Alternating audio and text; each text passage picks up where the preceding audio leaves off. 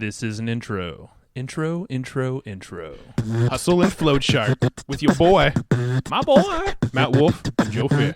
Hey. Hello there. This is Joe Fear. This is Matthew Wolf. Hey, Matthew Wolf. Goes by Matt sometimes. Most and Mateo. times. All right, today, this is going to be a fun episode for you. I'm sure you've heard of the man. If you haven't, you're soon to be followed by him everywhere. Not creepily, I promise. Billy's better than that. So we got Billy Jean on the show, another San Diegan, local San Diegan, so local literally within probably about 5 streets of where we all grew up. Did not know that until we were hanging out at a mastermind not too long ago. So super cool. Another share some San Diego stories there. But better than that even, this dude is like totally mastered just being a total he's an educator, but he's doing this in a whole different way that you will want to watch every single one of his videos, because the way that he hooks you in with very specific formulas. He describes them all on the podcast, but you watch one of his videos and you're just going to be like, damn, this guy's got it going on. Yeah. And he mapped out his entire strategy of how he managed to go from, not really being seen online to, holy crap, this dude is everywhere. He literally mapped out the strategies, the platforms, what needs to go into your videos to make that happen, targeting. We cover the gamut of how to do that. We even talked about what if you're uncomfortable on video, how do you get over that kind of stuff? We really just covered it all with Billy, and Billy was just so generous, didn't hold back, and just unloaded all of his systems and processes and how he's grown his company to the size that it is. We even talked about putting billboards on the side of the road. We covered a lot of ground, and it was awesome. Yeah, so, I mean, you're going to love this video if you want to think a little differently. If you want to stand out from the pack, say if you're in some industry that's kind of tough to be seen, or you just feel like you want to step up your game when it comes to your content, to videos, or if you even want to start videos, listen to this thing. Billy's got it going on. It's very similar. He does a lot of stuff that we're already doing, but just because of this episode, like, we're going to do way more now. Thank you, Billy. And so definitely the traffic game is on point. Branding is so important. So think a little differently than just direct response. If you pair that sucker up with some branding in there, tie that together and be consistent, you will be on fire. So that's what this is going to be. Go check out evergreenprofits.com to learn a lot more. We obviously dive deep on a lot of this stuff there, so get some cool stuff there. But let's go to Billy now. Let's dive in. All right. Hey, Billy. How you doing, man? Yo. All right. Matt and Joe, what's up? Doing great, man. Dude, I don't know if you, let's see, it was back in, I think it was the Speakeasy Mastermind. That's when you and I, this is Joe talking, obviously. I think you were there for like the speed dating or something or other, but we were hitting it off. We were talking about, we're all from San Diego, but East County specifically, which was East County? Yeah, man. We're in Mount Helix right now. We're at my house. I'm in Mount Helix. Oh, no shit, huh? I went to Valhalla High School. There you go, man. Like Valhalla, man, that was literally, it's still around the corner from my parents' house. Oh, really? It's still super close. And I grew up like Rancho San Diego, like Hillsdale. I did like a play there. We, the whole gambit, played baseball there out in the league, like my whole life. Like, man, like those are my stomping grounds for real. That's cool, man. I live right around the street from the Valhalla, so probably see your parents around. Didn't even know. That's rad. No, I love it. And obviously Padre fan, we're to see those videos, you in the suite. What's funny is like, obviously watched the Padres our entire lives and never really been a fan, but the games are fun to go to. Dude, yes. Yeah. Same way. That they're hard to just sit around and watch on TV, but they're super entertaining to just hang out and have some beers at. Oh, hell yeah. That's the model. That's the model. I mean, they're not that fun to watch because they're usually not that good, but... Well, we have to, as San Diego fans, we've got to justify why we're watching our sports teams. So, it's just... I love them. The ones that we have left. Yeah. Right? Yeah. So, man. But, we're at Speakeasy, and that mastermind was a really cool time. And that was fun. Yeah, man. It's cool to connect with you there, but... I mean, I think everybody else out there who knows your name just sees you freaking everywhere. So, and obviously it's very deliberate, but freaking amazing. This month we've been spending almost $30K a day in ads, dude. Man, fucking A. That's insane. Yeah. We'll definitely dig into that, but let's start where we start with everybody and kind of get your backstory. Anybody who doesn't know who you are or how you got to where you are, let's go there a little bit and find out a little bit about you. Yeah, like I would hate to use all our podcast time in my story because it gets boring as shit. So I'll give like the really like high level. Yeah. Born and raised in San Diego, University of San Diego. Didn't finish my last class. Went to Cabo instead with my ex-girlfriend. Never graduated. Started a mobile oil change company. We Come to You. That went out of business. Got a job at 24 Hour Fitness checking in people. Car got towed. Needed a lot of money. Had to upgrade my job to a job at a call center selling online degrees. The ironic part was I did not get my degree, but I did find out that I found the CEO of the company made $25 million in a fucking year. So I said, okay, well, I need to get into this internet stuff. That's where the passion was kind of sparked. I ended up licensing a program to help people quit smoking and quit drinking. And I sold it in an online classroom format. It was called Rethink and Relive. And through trying to sell those courses is how I learned about like Facebook and all that stuff. And then I separated from that company. We kind of parted ways, moved back in with my parents' house. They finally forgave me. And then I started my agency, and I started my Facebook ads agency, not because I wanted to start a damn agency, but because I knew how to use Facebook and I needed money. So I started hitting up companies to see if I can run ads for them and see if they pay me. And sure enough, some said yes. That ended up turning into like 1,000 clients. And then that ended up turning to people saying, well, how are you getting these results? How are you getting these results? That turned into like teaching, coaching, consultant. And that turned into, well, shit, I didn't graduate. College didn't really prepare me at all. And now we're kind of at like full on war with college. Yeah. And we just enrolled our 5,000th member into our membership site. And the whole thing is about teaching entrepreneurs skills they will not learn in school. Hell the yeah. end. Congrats, and that was an amazing summary. Everyone take note, know that about yourself.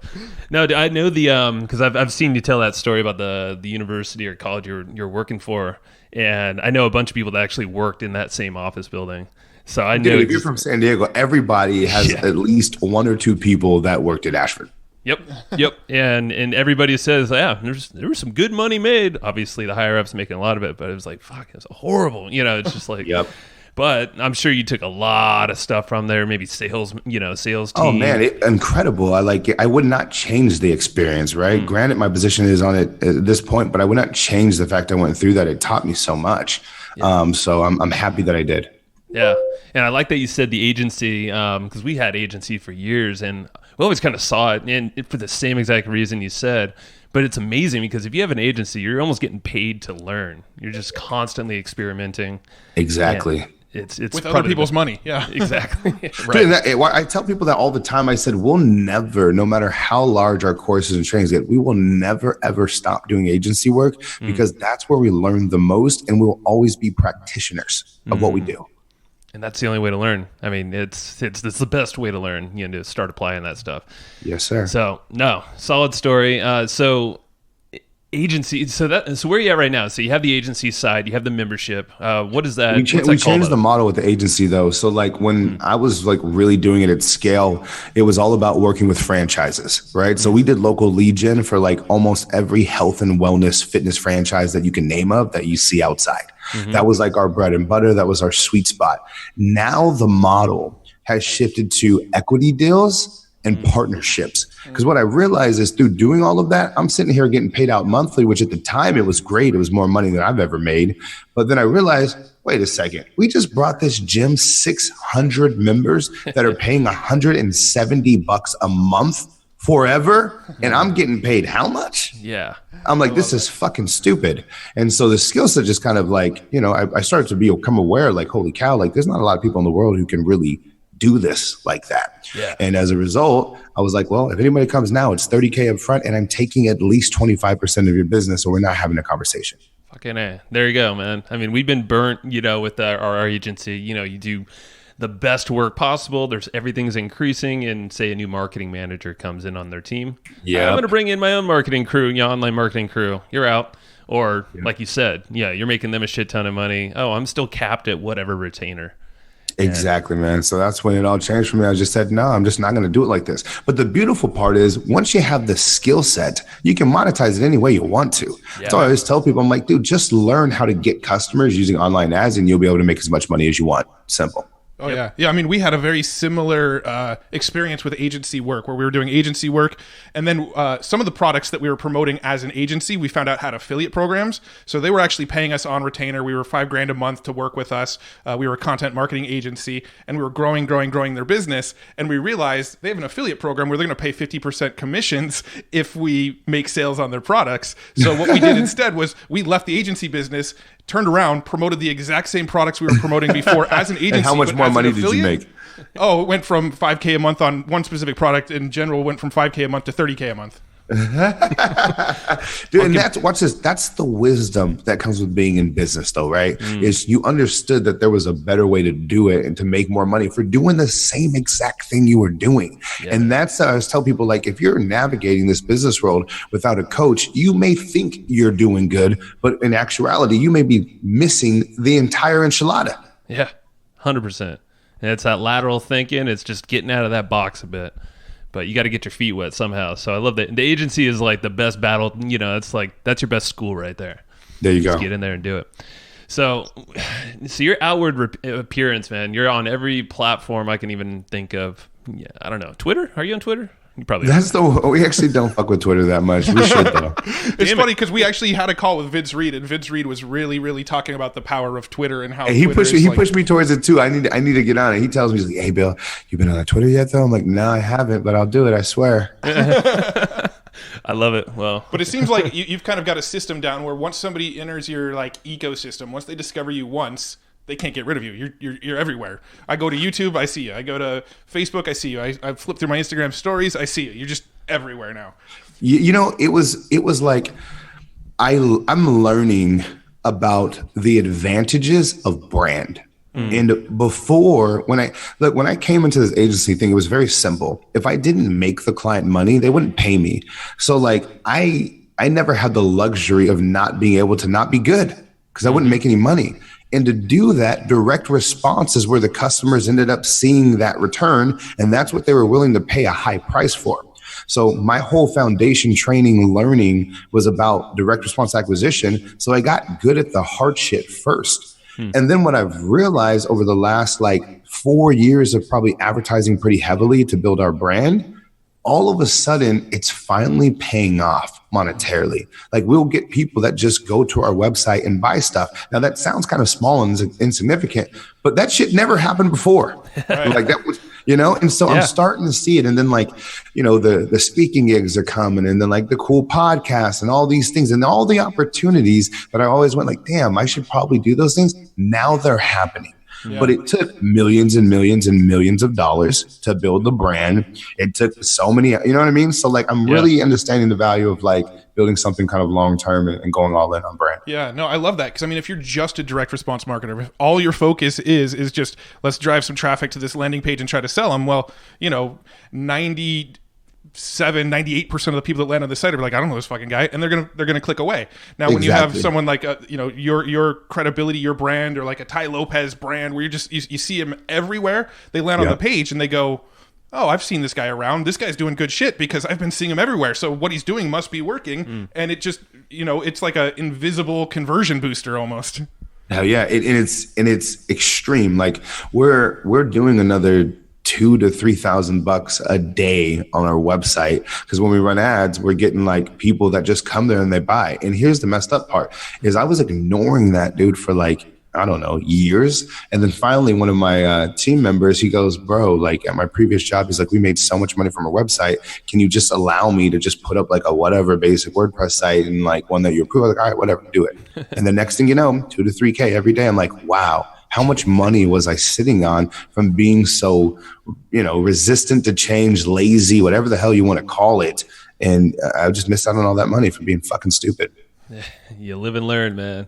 But I mean, we've taken the branding approach. I mean, we had Roland Frazier on the podcast recently, Dennis Yu, all talking about, you know, all their different Facebook strategies, the daily videos, whatever you want to do.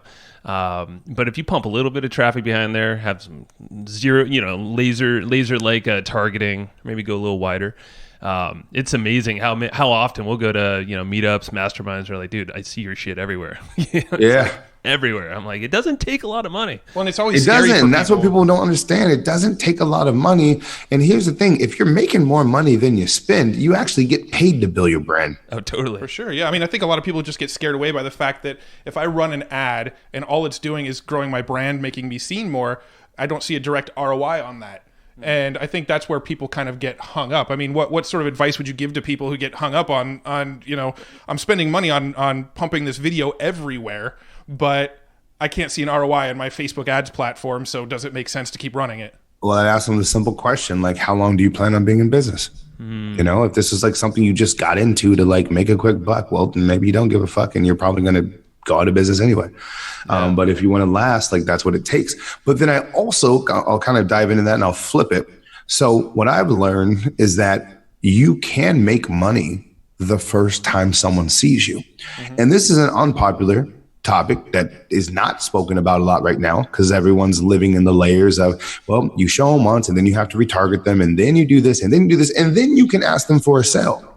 But how many times have we all been at a fair? A motherfucker pulls out some knives, does this crazy demonstration with tomatoes at a slap chop or whatever the hell it is. And you're like, oh my God, I think I want to be a chef. And you buy a pair of $1,000 knives. And you're like, what the fuck just happened? I came to the fair to play games and I just walked out with $1,000 pair of steak knives. Like, Totally been there. and that's what I want to remind everybody online is it's just become more challenging to make sales. You can still do it, but the difference is entertainment is required now. So people will see our ads and shit online like, oh my gosh, like, why does he do all this work? It just seems like so much work. It's like, no, dude, that's the magic sauce. That's why we can run an ad from the very first time, get people to buy and be ROI positive in 2 hours and outspend everybody because of it. So guys, if you know how to sell and you can entertain people, you can ask for the fucking sale right away. Now, most people won't buy, but enough people will buy to make your ads profitable quick. I love it. Or they'll share it, or they'll tell everybody else. Yeah. Look at this crazy ass Yeah. video. That. Well, I mean, that's another thing about the videos that you do. Obviously you've got multiple styles of videos. You got the sort of bigger budget videos, and then you got the ones where you got your iPhone, or I guess for you, not an iPhone, but you got your phone inside of your office and walking around and showing behind the scenes stuff. But the big budget videos that I see all the time, you always look below them and they're shared 400 times. They're sharing ads 400 times, like what kind of ads get shared around like that? Dude, it's crazy. And like, that's something that like we always sleep on. Like when we're sitting there planning our promotions and stuff, we always forget like, holy shit, people will share the hell out of this. And most of our best performing ads are the simple ones that you're talking about, which is like one camera in the office, me like teaching or something like that. But the ones that are always remembered are the production ones where we go all out. Those are the ones that make say, oh, you're that guy. Or like even like on my way to the office today, it's like, oh, and some guy starts beating his chest from like our Wolf of Paid advertising ad that we did, Yeah. So like that's where like you resonate and you're remembered with your audience, Yeah. So we watched the most recent episode with Ezra Firestone. And Oh yeah, he's a badass. Shout out to Ezra. Shout out to Miss Reed. Shout out to all of them. Dennis Shu, shout out to Roland. Everybody you guys have had. Shout out to all of them. Hell yeah. They're listening, damn it. But you had a 3-part thing. You said it kind of quick, and I think you dug in a little bit, but it was the whole entertain, educate, execute.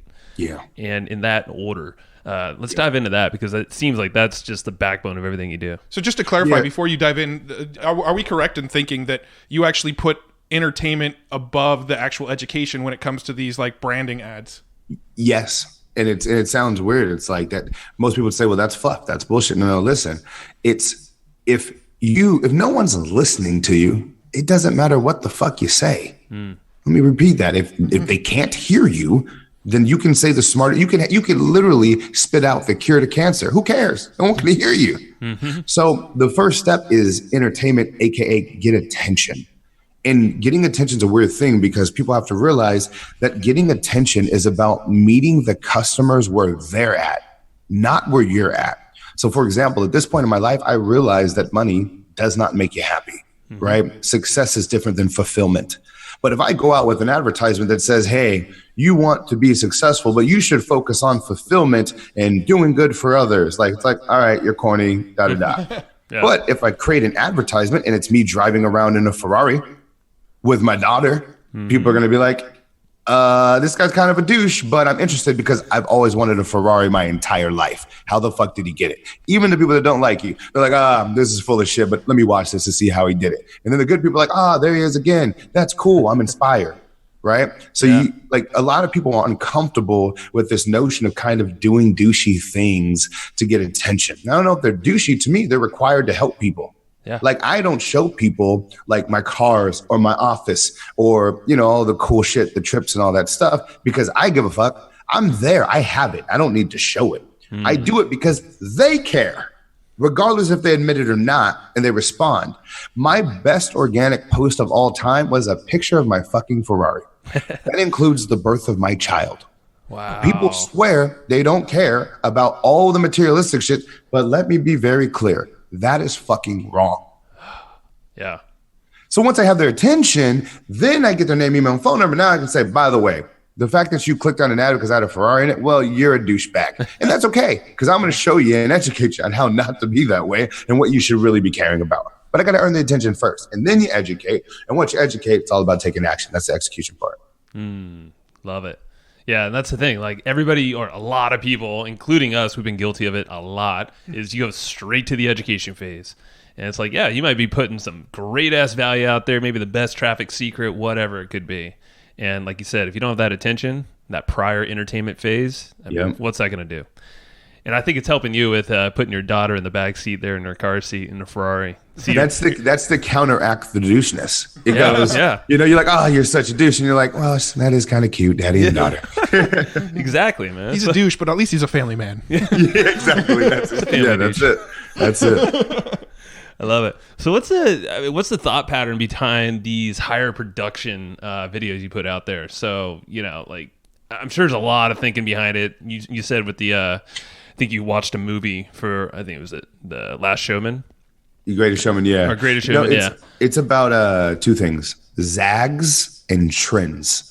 And what I mean by that is the reason why we go all out on our video, because since I can remember, and I think you guys in particular will be able to relate to this, but like I feel like the whole entire digital marketing / internet marketing space has like it's very ancestral, and it copies each other, right? Yep. So everybody in the industry was just doing videos with like text and reading along. That was like the whole beginning of the video sales letter. Right. And then after that, it became like these whiteboard drawings that you could like hire out, and everyone just follows this. And I just go like, does anybody see this? But this is boring as fuck. Like, am I the only one not seeing this? And so I started doing these crazy video productions, and they're great, effective. I've bought many times from those, by the way. So everyone listening, do not think that those don't work. But for me, I was like, man, if everyone in the freaking marketplace is all doing these type of videos, if I want people to remember me, I can't do that. So I literally do these productions because I want to be seen in a different light than that. The reason why we don't talk about like our online courses and we talk about the fact that we're competing with college is because when people associate with us, I don't want them to be like, well, whose digital marketing course to buy? I want them to go, well, shit, do I send my kid to, this business program, this MBA program, or do I just put them in the fucking gene pool? That's the conversation I want to have with our brand. So it's about zagging and then trends. A lot of the time you see us do a video, I'll do it based on what people want to see. So yes, when I did an advertisement that was a parody of The Greatest Showman, it's because it was an entrepreneurial movie that won a bunch of awards. I saw it in theaters and I knew it was going to win a bunch of awards. So I knew it would have be a great weapon to have. When I did the Wolf of Paid Advertising we did, which is a parody of The Wolf of Wall Street, it's because it's one of the greatest business movies of all time. And we don't have a ton of movies out there representing us. And I knew my audience would relate to that. So I follow the trends, and you guys can use Google Trends and they'll tell you things that people are chatting about. And that allows to, I guess, the virality of it for it to get shared, commented, and engaged on. Yeah, that makes sense. And I like what you said, the zag at first is you're almost bringing in this higher level thinking, behind everything you're doing. So you have a mission. It's against college. You have that mission for, I don't know, it's like, screwed up ads. You got some fucked up ads. I'm here to fix it, but I'm sure there's a higher mission to everything you're doing there. Exactly. And yeah, and also too, just building a team and culture and shit, like giving everyone that purpose and just reminding them like, hey guys, like even though we're in this office behind computers, don't forget every single day we're changing lives. Read our inboxes, look at our comments, talk with the students, like listen to every single day. It's almost like, you get desensitized a little bit because you're in the habit of doing something, but like never take that for granted, And so just consistent reminding ourselves of like, the why. Yeah. Yeah. Now, this question might seem kind of random and out there. You don't strike me as someone who is, got any sort of self-confidence issues. But, what would you say to somebody who wants to kind of put themselves out there more, make more videos, do the high production value, but maybe they're just like uncomfortable on camera? Do you have any advice towards those types of people? Yeah, man, that's a fantastic question. Well, first things first is I believe, and this is just my belief, but I believe we're in a time right now where, and this has actually been since the beginning of time, is people buy from people they trust, right? But just like there was a time when websites first came out, and then there was a whole bunch of entrepreneurs in the world was like, you don't really need a website. Who uses a website? And then websites became standard, and everybody who didn't have a website got left behind. Oh yeah, and they went out of business. And then this thing called Facebook came up, and they're like, I'm not getting on that social media stuff. That's weird. Da da da. And then businesses blew up, brands blew up. And then finally, everybody came. The market comes. I think we're in that right now with video more than ever. Because if all of us are deciding to go to a restaurant, to an event, to whatever, and you go to a website and they have a really good video that tells the story of why you should go, I mean, it's going to win almost every fucking time. For sure. And so I think it's just a matter of time before like people just go out of business. So one thing I would tell people is like, look, either get the fuck over it or go out of business. I genuinely believe that. Yeah. But then also too, in regards to like getting the confidence to do it, is I believe confidence can only really be earned from results. And it starts usually when you meet someone and there's not a ton of confidence, it's because they just haven't been celebrated enough for their wins in their life. And not to go too much into psychology, but the same person who's lacking with confidence, the first questions I would ask them, I say, what were you like in high school? And I bet you will see a direct correlation with whether they were part of a sports team, whether they were part of ASB or whether they did like the prom king and king's court or queen's court, whatever it may be. If you look at their activities, and then once you understand their activities, you ask them another layer and you say, cool, well, what was your role like on the team? Okay, well, were you on the football team, but did you never play? Did you only get one play? What would that do to your confidence? Where you spent the majority of your puberty going through behind somebody else, never getting a chance to shoot, and people only commended you for supporting somebody else. All that shit carries. So I think I got lucky, and I'm really bad at most things, but I was always decent at some things that allowed me to receive some compliments, some accolades that built my confidence. But confidence is transferable into different parts. So I kind of built my confidence there. But when I got into videos, I did that because of a lack of confidence. Let me explain. When I was out there selling to business owners and agencies, I actually got really, really intimidated because I was freaking, 23, didn't graduate college from the UC San Diego. I dropped out. I curse like a sailor. I'm loud. I'm black. And I'm selling to these 45-year-old white people with degrees, with successful businesses. And I need to tell them to trust me with their business, which is how they provide for their family. And so I got so psyched out and so scared about it. I was like, well, if I come to these people, I need to have more proof than anybody else, because nothing sells like proof, regardless of what color you are. So I was like, okay, I'm going to just film myself and show the results of what I'm doing for other clients so that they have to hire me, because I'll be undeniable. So I did these videos showcasing basically the results I had for previous clients. And as a result of making those videos, I got confident because people started to pay me. And then at this point in my career, when people see me, it's like, dude, I mean, I've had way more L's than I've had wins, but I've had so many wins, it's hard to shake my confidence now, because now we've just done it too many times. But that was built. It didn't start that way. And it sounds like part of that is going deep too. It's not going wide and being a jack of all trades. You got really fucking good with ads is what it sounds like. It was my thing, man. It's still the thing that when I sit in a room with these really, really successful badass entrepreneurs who have way more cash than me, have accomplished way more than me, I still sit there with my chest high because guess what? Every single company that they have needs more customers, and I can do that better than them right now. So I have my thing. And that's why I'm obsessed with learning, and I'm a student and I pay so much for coaching so that I always have this edge wherever I go to where it's, I know something that you don't. That's even why I went to YouTube when everybody was on Facebook, because I felt like, oh shit, people are starting to come into my space. Then I went YouTube. It's like, okay, cool. I have a jump again. And watch this. When more people start coming to YouTube, I'll go to something else. And I'll always be talking about that next thing.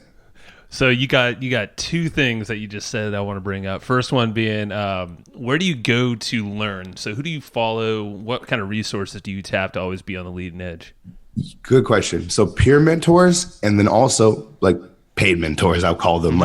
And the trick for me is not looking at mentorship of, I just need a business coach. You have specific problems that you're facing at specific times, and you need to find a coach that's going to solve that problem at that time. So for example, Cameron Harold, COO of 1-800-GOT-JUNK, was there when the company went from 2 million to 100 million. Great. That sounds like somebody who's steps ahead of us, because we're going to come up on 10 mil this year. I want to go to 100. That's a person to hire. He's been through the process, So I'll pay him, $6 or $7 grand a month to talk for, 90 minutes every other week. You know what I mean? Because the mistakes get so great, but he can help me in that. For personal development and like spiritual shit, I got this guy, Jim Bunch, who's a badass entrepreneur who's been through a lot of shit that saved me a lot of mistakes there. Jim's good. Yeah. For direct response, like Frank Kern, I hired him for a while, because it was like, I need someone who really knows the shit. I learned a lot of stuff from him. So getting a mentor for the specific problem is still today key to our thing. YouTube. When I needed YouTube, I fucking paid someone 10 grand and I flew him out here the next day to teach me YouTube. Damn. That's all right. So we're going to touch on YouTube in one sec, but it's funny that you brought up Frank. I just saw one of his most recent ads. He's going around. He's talking about branding now with direct response. And, he's always been a direct response guy. So it sounds like you're kind of wearing off on him a little bit. So. Yeah, I mean, he's you see Frank, he's coming up on his social game and he's doing it. It's like, that's what I'm saying. It's like the industry is changing so much. Yeah. Like even the OGs who have the list and the position and everything, they have to play ball too. That's why the video, this social stuff, like no one's immune. Everyone's got to get going. Hell yeah. I love it. So YouTube ads, this is something that I know that we selfishly just want to learn like a mofo. Always be honest about that. Where's a good place to start here? Because I'm sure there's a lot we can go down. I would say is because I think a lot of people here too are at least familiar with Facebook, are listening today. I will tell you this about YouTube. It's the same shit. That's the first place to start. Is almost every feature that you can do on Facebook, almost not all, you can also do on YouTube. And then you realize that Cheryl, who's over with Team Facebook, was with Team Google before. And most of the shit that Facebook does was because of Google. They're actually the OGs. So like, it's funny because everyone's like, oh, like YouTube, they trying to get into Facebook. So I'm like, no, dude, they started that game. So a lot of things are the same. For example, you can use lookalike audiences, but instead of lookalike audiences, they call them similar to audiences. So like, that's the type of shit when I say it's like the same, it's the same. Yeah. The other thing is it's the dashboard is just separate. Like you have to get used to kind of like just the language of it. But honestly, if you both jump in there and just like spend a week in there, you're like literally feel comfortable. And you'll feel like you're riding a bike. Now, strategy wise, there's 3 major ways that I like to do targeting on YouTube. And number 1 is your typical like interest based, right? So we advertise to entrepreneurs all day. And, so we just literally advertise to the people who already have big followings on YouTube. We do the Grant Cardones. We advertise a shitload on Gary Vee stuff. We advertise, Ty Lopez's stuff. So, when I go and I do like interviews or anything with them, a lot of their audience will know us because we've been inceptioning that shit for a while. Yes. And so that's the biggest thing. So interest, I would really like the influencers, whoever already has your following, go get it from them for targeting. And do you just target anybody who watches any video on their channel, or do you target specific videos on their channel? You can put in the keyword Gary Vaynerchuk, and it will go from there. Also, too, we do target certain channels. So, for example, there's a lot of on YouTube. There's a lot of channels that just have entrepreneur content, right? Like motivational shit, whatever. People are looking to be inspired. Those are fantastic groups to target. So I have, to give you guys an idea of how hard we're going to YouTube, I have 2 people whose full-time job is just to like manage our YouTube ads. Nothing else. Like not for our clients, for Billie Jean's Marketing Inc. Full-time, all of the time. Salary, high salary paid employees. That's it. And so keyword wise, we got like thousands and thousands and thousands from just testing, seeing what works and seeing what doesn't. Also too, like anyone who has like software channels, like whatever your customer is searching for is what you need to be bidding on, whatever how to get more customers. Okay. You should be bidding on that and showing your videos. So some of the search terms we'll bid on also. And then also too, their partner websites. There's a lot of websites that allow video advertising, like your Forbes and all that. And don't sleep on those. Like people don't understand the back end stuff. So you can pay right now like 1 to 10 cents per view to have your video shown on Forbes. Hey now. So how do we get in there? Is that actually from YouTube? Like, or is that it's from YouTube? It's from YouTube, right? So you're creating your ad, and it's basically just a placement. Essentially to summarize it without going all techie and shit. Yeah. But yeah, that's it. So you literally just that's the fun thing about all this is like once like you're in there, you realize like, man, that's how these guys are doing this. It's kind of one of those like, what? That's all it is. Obviously there's a strategy to it and all that, but you know what I mean. For sure. And without that strategy, I mean, no, we went deep on this with Vince Reed. And, you could be all tactical all day long, but without that strategy that ties all that stuff together, that's the magic sauce. All that exactly. Yeah. And so and then one thing I won't go into just because it's like a lot is like bidding strategy. That's like the advanced, like there are really cool ways to bid. One thing everyone should be aware of is on YouTube they don't charge you unless someone watches 30 seconds of your video. A lot of people are not aware of that. So you can go and advertise, and when people aren't clicking your stuff, talk about branding, since that's been a big discussion today. And I'm getting branded for free all day long on a lot of the stuff. So it's huge. And also too, the biggest thing about YouTube that I want everyone to recognize is when someone sees your stuff on Facebook, it's also surrounded by 2 posts on top and underneath that post a lot of the time. And then there's the right column, and then there's a messenger box at the bottom right. They're very distracted. When they're on YouTube, people are literally searching for something and waiting to watch something, and you get those 5 seconds of uninterrupted messaging. So from a brand perspective, what YouTube has done for me personally, now that we've been on YouTube for like almost 2 years, like going pretty hard on that 18 months, I'm telling you guys, every single time I walk outside, I'm recognized. And most of the time, it's from YouTube, not Facebook. I believe it, 100%. Yeah, so it's just powerful. So you guys want, like, anyone listening, you want to build a brand, go all in on YouTube, because it's like, especially like a real estate agent, right? Like, dude, if you're a real estate agent, stop spending money on to have your face on a bench so you can feel good. Put all that money on YouTube in a zip code. In Facebook and Instagram, you will be the most famous person in that zip code. You won't even be able to walk outside and get coffee without everyone saying, "You're that real estate guy, aren't you?" I love that. Now, what type of content do you put in those videos to grab attention within that first 5 to 30 seconds? All problem solving. So I do a simple exercise where I take out a blank piece of paper and I draw a giant capitalized T, the letter T, on a piece of paper. And on the left-hand side, I write problem. On the right side, I write solution. And I'll write the top like 10 or 20 problems that my ideal customer is facing. And I literally will put down the solution, and then boom, I'm done. That's my video content. So as far as like, well, what do I say? What do I talk about? Let's solve a different problem a day. Make them 3 to 5 minutes. Boom, you're fucking golden. But here's the catch. At the end of all of those, always ask for the sell. So you start off the video at that first 5 seconds of asking that question. Hey, like, do you need more customers? Right? Like, do you need more customers and you're tired of overpaying for like trade shows, which take a bunch of time and everybody's tire kickers, Well, why aren't you using ads like this? So I pose a question, something like that, right?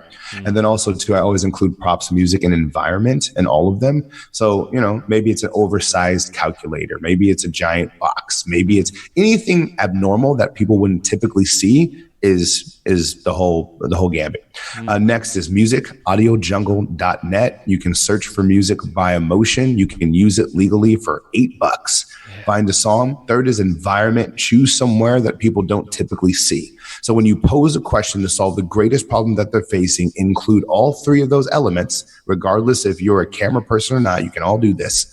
And then you spend the core of the video demonstrating how to solve that problem, results in advance. Frank Kern talks about it all the time. Oh, yeah. And then you end it with click this button and I will give you more. Like, hey, if that was helpful, cool, but you're really going to love this. Click here. And being obnoxious with the call to action, because on YouTube, there's a timer. And once it goes away, they cannot click back. Right. On Facebook, it kind of sits there. YouTube, you got to get them to click. So you got to go all in on the click. Maybe even do it, and then for 30 seconds, just talk about people clicking the button. That's what we do all the time. And then once they click out, capture their information, get that name, email, and phone number. Text message is a big part of our game right now. But that's the case, man. And then just fucking sell them something. Help them so much where they just can't imagine not buying from you. Talk about that text really quick, because I think a lot of people are just scared of, I don't want the phone number because, they're not going to, conversion rates just going to go down the Well, we got like 200,000 of them. So people will give it in the entrepreneurial space. And dude, it's simple. We use the same message. To who and where should we send this? And text it to. Fucking A. I love it. You give them a reason. You give them a fucking reason. And, okay, well, that makes sense. And then it's appreciated. Yeah, actually, I'd prefer them texted to me. Yeah. Well, it's for a lot of people. They're just like, I don't want to go check an email. I just want it right there on my phone. Exactly. What tool are you using for that one? I think we're using Twilio on some of it. Yeah. And we use easy texting sometimes. It's expensive and kind of whatever, but it allows you to blast people. If you just want to upload some numbers, easy, the letters, texting, that's easy. But Twilio is another one. I think we use one more too. I got to ask the team. Yeah. How about messenger bots, all that fun stuff? Are you guys big on live chat and all that stuff on the page once I get there? We've tested some things. We've done some things with it. We're not crazy about it. It can work. It's good. Yeah. I got some friends absolutely killing it with it. But just haven't really played with it a ton, I have a hard time where it's like we want them to subscribe, but we also want their name, email, and phone number. Right. So, you know what I mean? It's almost like you have to choose up to some extent. And then even when you have them both on the same page using some external text, it raises your cost per lead and it distracts them from going to the next steps of the funnel. So there's challenges with it. I'm a fan of right now building up our database hard, man. We're getting freaking anywhere from 1,000 to 4,000 leads a day. And just depending on the spin, and it's like, those people, like right now when we need to sell an event or anything, it just feels like a weight off my shoulders knowing that we can just send a couple emails, a couple texts, on my live calls on Tuesdays, and boom, it's done. Keeping your lane right there. Yeah. I love it. Now, I noticed, I don't know if you're still doing this or not, but a few months back you were running, actual physical billboards. We're in San Diego, so we were seeing them. I'm assuming that was kind of a marketing experiment. How did that go for you? What was the sort of thinking behind it, and how did that pan out for you? The thinking behind it was positioning, association, and what you just said, experiment. I said, well, we're paying for traffic on Facebook. What if we just pay someone else and just bring them to the same exact funnels? Our funnels are great. So that's what we did. We had an automated webinar funnel for one of the first billboards. And the entire thing was just like, need more customers, click, go here. And people just register for the webinar. And the thing, it worked. I mean, they bought and it worked. But the challenge is the billboard industry hasn't caught up to the pricing shift yet. So it's hard to make it monetarily work. Like we lost a little bit of money on it, but I think 1 month we might have even broke even, maybe a little under on that billboard. But that was with automated webinar funnel, high ticket sell at the end. It was interesting. For me, the bigger thing with the billboards was positioning.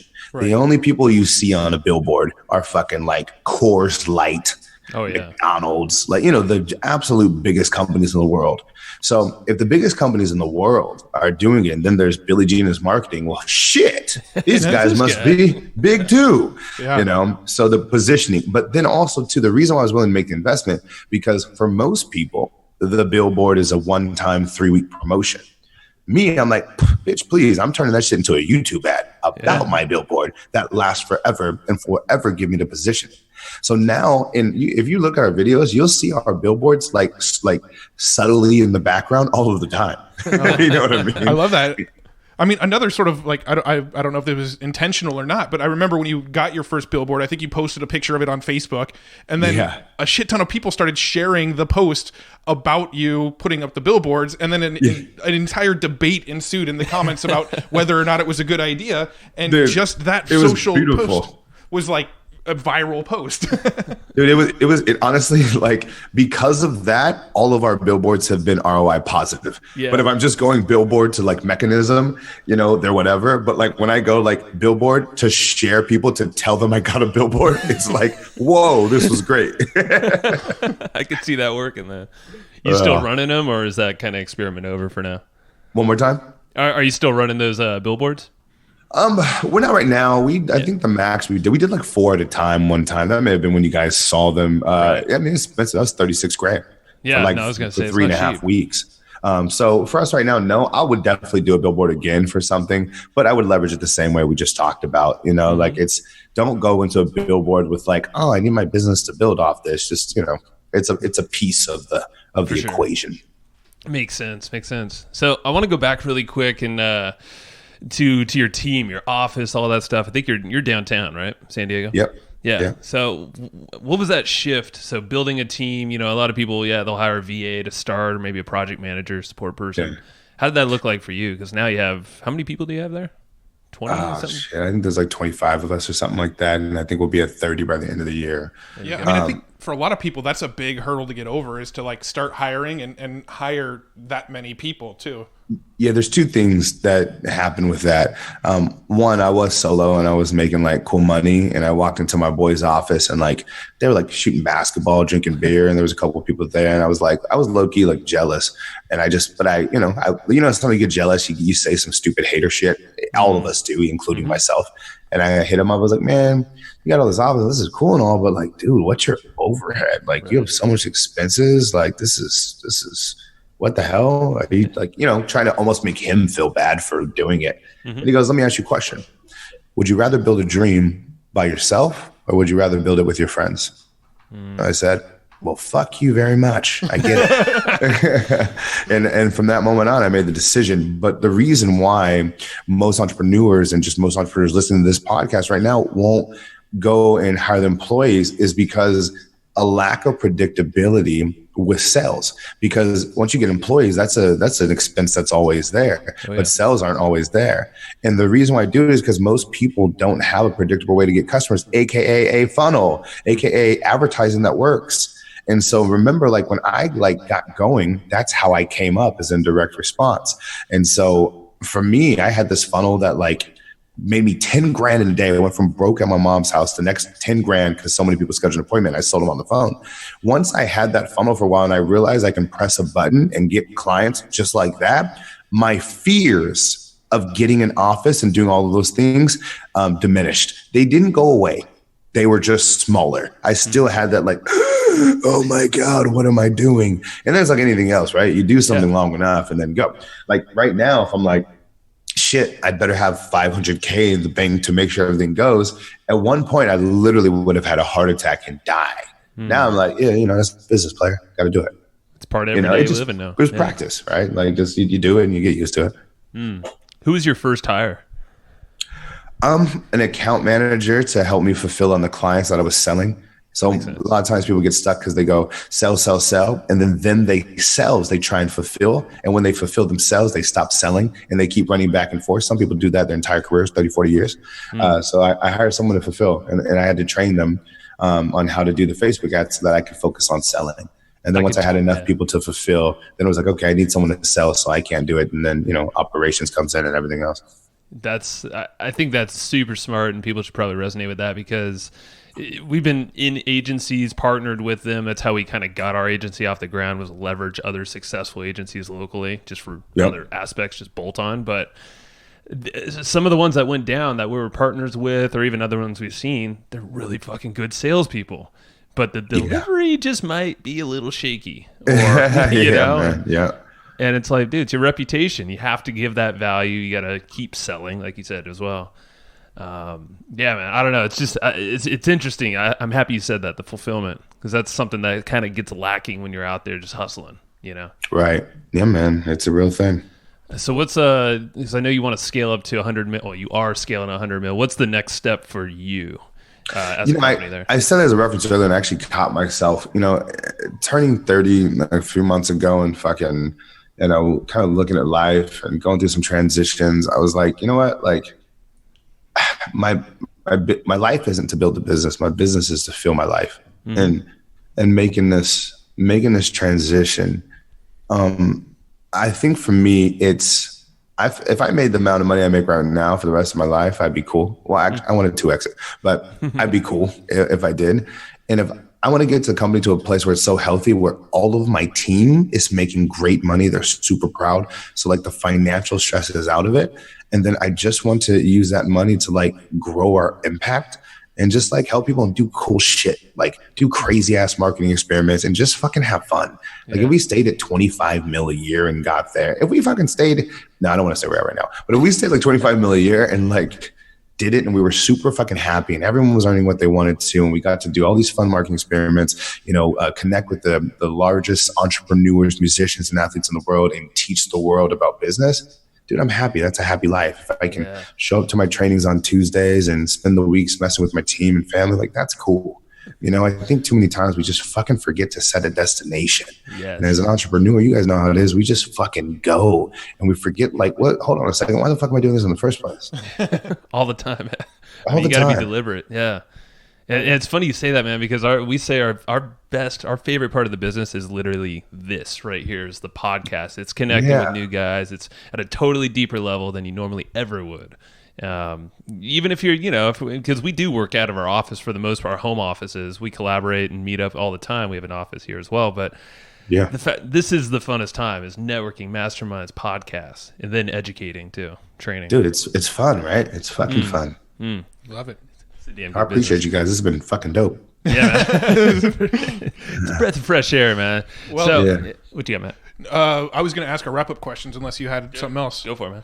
Cool, yeah. So these are just kind of the last few questions that we always ask everybody. Do you have any books that you find yourself going back to, recommending to people all the time? Scaling Up, Vern Harnish. Okay. Like anyone building a business with like employees and you're really looking to grow. To me, it's the Bible. It makes you realize that your business is not unique at all. It's just another fucking business. And you're at a different stage that a million people have gone through, and you just need to learn how to operate at the next level. It's a step-by-step. Scaling Up by Vern Harnish. Nailed it. Is that perfect for, would you recommend that to every business owner? Like, even if they're, I don't know, what, is there like a revenue? When you're starting up and, you know, you're just trying to like figure out business, this is not the book for you. This is for the people who are like, you're already doing some revenue, at least $500,000, maybe $1 million a year. And you're like trying to put together a team, an organization, a movement. It's the Bible. Yeah, that's exactly. Yeah, that's what I've always heard about it. So I just wanted to make sure to put that out there to listeners. What's the best place to get a hold of you, man? I know you're everywhere, so give them the best place they can get retargeted. Best place you can get retargeted is BillyGeneIsMarketing.com. There's some free trainings on there too for you guys. Best place to have fun with us. You will end up getting sold on something. It's just our Instagram. I've been going live on there personally a lot. Like a lot of people see our stuff, but you see our ads, right? So they're like, you know, scripted, but I've been like personally just jumping on there, you know, talking a lot of shit, having a lot of fun, adding some value. So follow us on Instagram, just Billy Gene is Marketing, Gene, Billy Gene is Marketing. And there you go. Man. Love it. Are you still at those Padre games all the time? The way we did our suite is like last year we did 10 games, and like we realized like during the season we're like, like 3 or 4 of them we didn't even really want to go to, but we paid for it. It was like this. So this year we did 5 games at the suite, and it's perfect. It's like, you know, you go once a month, you bring the team, you know, you bring some team members, some students and some clients, and it's fucking great. I love it, man. No, I think the essence, everything you're doing is just fun. So if people just loosen up a little bit, shake it off, entertain, be fun, and then actually live it too. Don't just show it out there in the world. You're gonna do all right. You're gonna do all right. Yeah, it is. Cool, Billy. Well, thank you, man. I appreciate your time so much. I appreciate you guys, and everybody continue listening to this damn podcast. These people bringing some serious value. Don't be stupid. Listen and then implement some shit. Love That's it. the key. Can't wait to get that transcribed and posted everywhere. It will happen. All right, my man. All right, man. Good talk. Later, guys. Thank you. See ya. All right. Thank you. And I hope you just enjoyed this episode you just listened to. Now, right now, before we sign off, I have a few things I would love for you to do. So the very first thing is to go find our guest on Facebook and tell them that you loved their episode with us. That's going to help them just feel good about themselves, but also it's going to spread the word a little bit more for us. So go find them on Facebook. Everybody's on Facebook, and go say that you love their episode and maybe one cool thing that you learned there.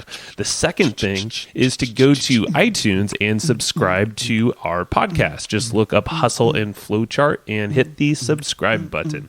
And the very last thing, the third thing, is to leave us a review on iTunes or wherever you're listening to this podcast and help us spread the word more. That's how more people are going to get this awesome knowledge, this cool podcast training, and a whole bunch of other cool free training that we give out at evergreenprofits.com. So that's about it. Go find them on Facebook, go subscribe on iTunes, and leave us a review. You would be amazing if you did that, but you're always amazing. So thanks for listening, and we'll catch you in the next episode.